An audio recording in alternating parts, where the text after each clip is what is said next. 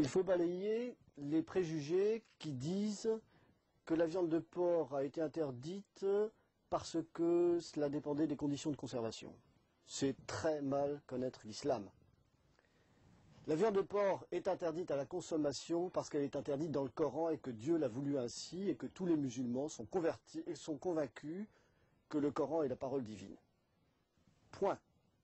Mais le même Coran nous demande de réfléchir au pourquoi des recommandations et des interdictions. Et si l'on se place au plan scientifique, on voit que la viande de porc, d'abord le porc est un animal qui consomme un peu n'importe quoi, c'est un omnivore. Et il va être amené à consommer également des déchets. Deuxièmement, le porc est le seul mammifère omnivore qui ne dispose pas d'un enzyme qui lui permette de dégrader les bases puriques et pyrimidiques pour les excréter dans les urines.